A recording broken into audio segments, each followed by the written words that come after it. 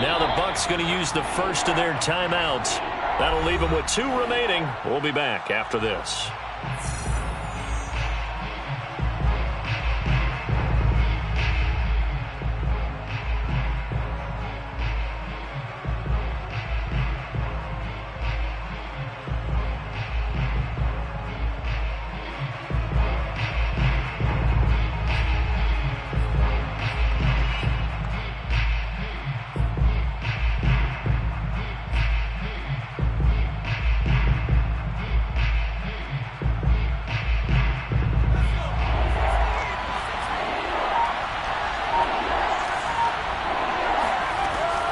Third down, he'll drop to throw. They'll drop this underneath to Pollard. And able to get it across the 20 before they get to him. Well, they certainly had success throughout this contest, getting him the ball in the passing game, and there he picks up another first down. Whatever they saw going into this one, they've been able to capitalize on it, and no adjustment has been made to take it away. And this time they were waiting for him as he'll be knocked down before he can get back to the line of scrimmage. He'll lose a yard there, and it's 2nd and 11. Brings up 2nd and 11 at the 23-yard line.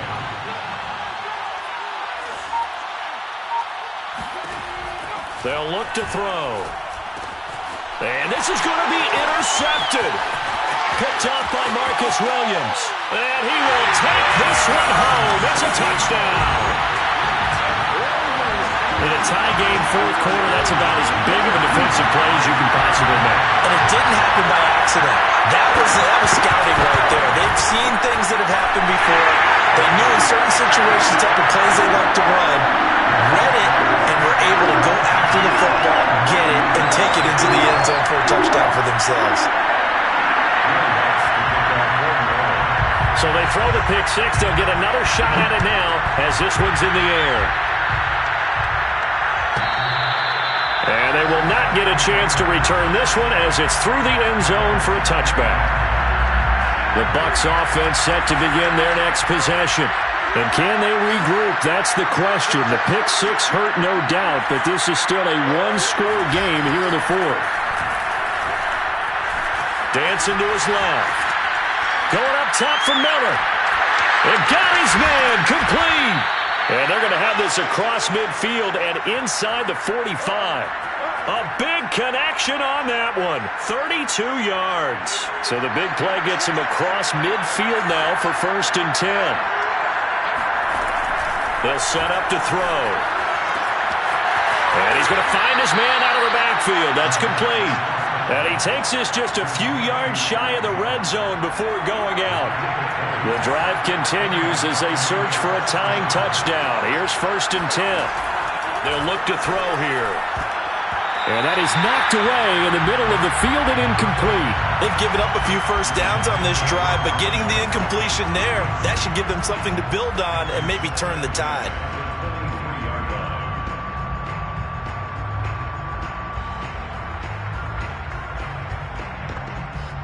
After the incomplete pass, here now is 2nd and 10.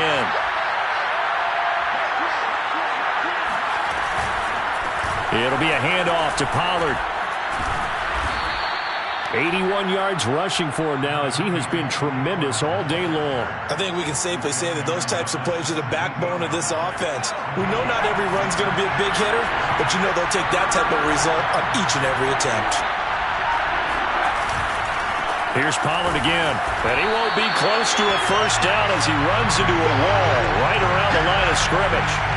Call it no gain there, and it leads to a 4th down. They've called his number a lot this afternoon. You wonder how much tread is left on those tires. We certainly do, but I always think back to one of my favorite coaches in the NFL, and he used to have a meeting with his running backs every year in the offseason and say, look, as many times as you're going to carry the ball, you should be able to carry it one more time, so make sure you get in shape.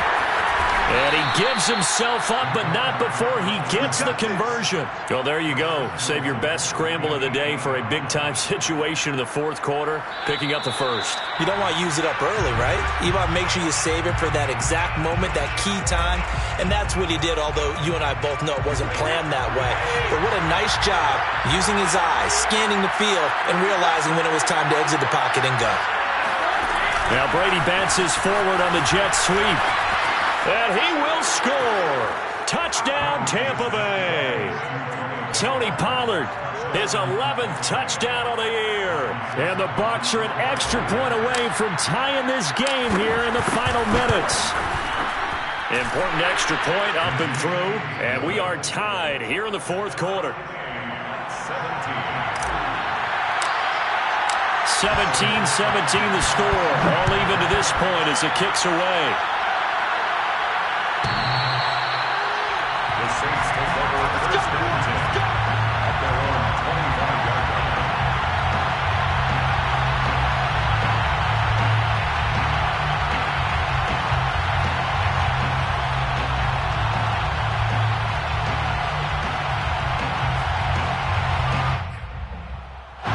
The Saints offense on the field, ready to get their drive started.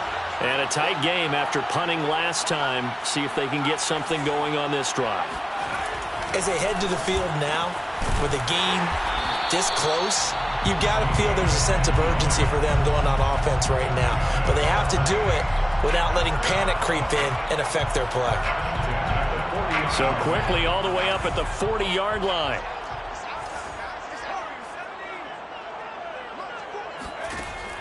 They'll set up a throw. It's complete. Kamara. They'll contain him to just 4. Second down. Gosh, given the time in the short game, would he have been better off just dropping that? Yeah, when you look at the clock, you think so. But it's hard to get a receiver to drop a football. They're trained to catch everything.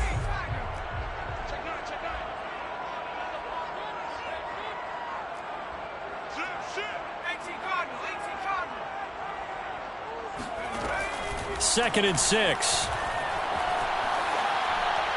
And he wisely will throw that one away. I see you nodding your head up and down. That's a very heady decision at this stage of the game. Out of the pocket, nowhere to go. Just get rid of it. That's a smart play because you're not worried about your completion percentage, and you're also not trying to force it into bad traffic as well. Throw the ball away, live to fight another down. So after the second down incompletion, they'll come up now against a 3rd and 6. They'll look to throw again. And he's got this one complete to Callaway. And he needed to get to the midfield stripe, but he can't do it. He's about a yard short. The Bucs going to go ahead and use the second of their timeouts as the clock stops here with 46 seconds left to play.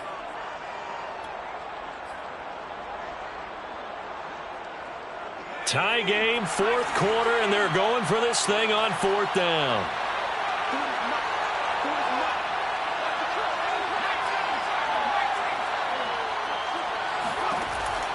They'll stick with the passing game as he looks to throw. He's going to look deep down the field. And it looked like he got the feet down, did he? Yes, it's a catch. A big play that time through the air. 36 yards. The Saints going to call the first of their timeouts as it'll come with 36 seconds to go in half number 2. So the big play means just like that, they'll operate from the red zone now on 1st down. On the ground, this is Kamara. And this play gets blown up. They'll lose yardage back at the 17. Officially, it's a 1-yard loss. That's going to bring up 2nd and 11. Second and 11 at the Bucs 17-yard line.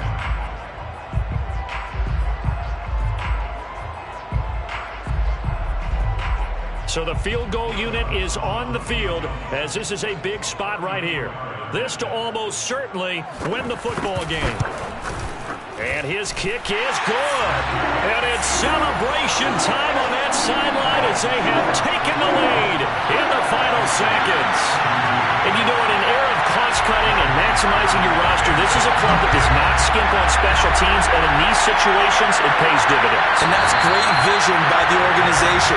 When the difference between winning or losing depends on who you have kicking the ball, would you rather have a street free agent out there or a solid pro like this? Answer's pretty evident to me.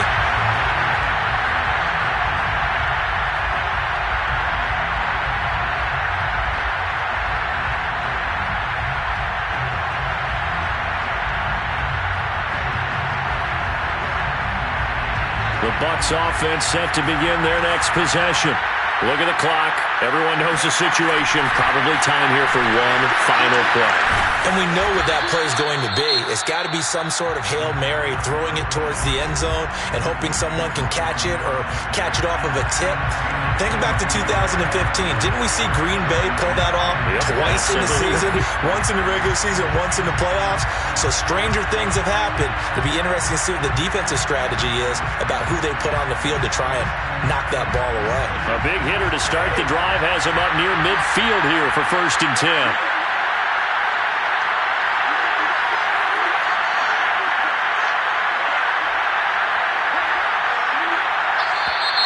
Now whistles here before the snap. Looked like one of the Bucs may have moved.